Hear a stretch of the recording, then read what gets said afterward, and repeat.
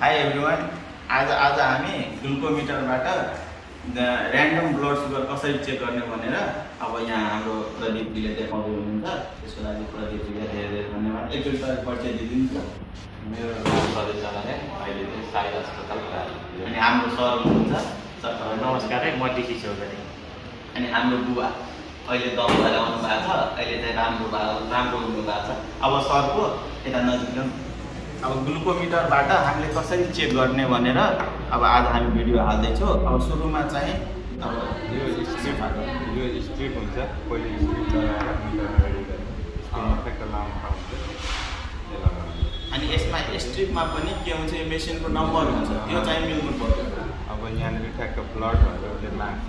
अनि त्यसपछि उहाँको हातमा पहिला सफा गरेर सफा गरेपछि यसले बिस्तारै शासक यस्तो गरेर पोजिसन यस्तो हुन्छ।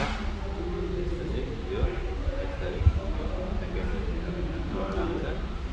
ब्लड आएपछि यो र यसरी यहाँ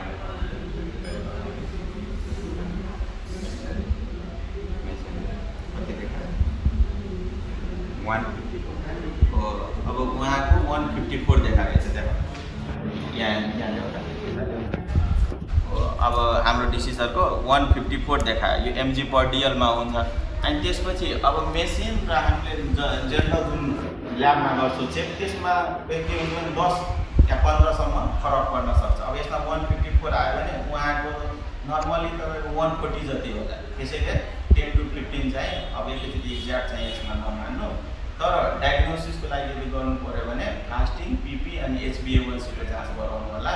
अनि यसको लगत्तै अनि त्यसपछि अब पेसेन्टलाई केही गाह्रो छ भने उहाँले पानीहरू खुवाउनु। यदि लो ब्लड सुगर छ भने हामी जसलाई हाइपोग्लाइसेमिया भन्छौँ, त्यस्तो पेसेन्टलाई तुरुन्तै खाना खिलाउनु या त डेक्स्ट्रोज 5 to 10% दिनुपर्ने हुन्छ। अनि त्यसपछि यदि अझै पनि हाइपोग्लाइसेमिया छ भने हामीले मेडिसिन पनि चेन्ज गर्नुपर्ने हुन्छ। ल, यो भिडियो बनाउनुमा हाम्रो भाइलाई धेरै धेरै धन्यवाद, हाम्रो प्रदीप सरलाई धन्यवाद, डिसी सरलाई धेरै धेरै धन्यवाद, हाम्रो बुवालाई धन्यवाद।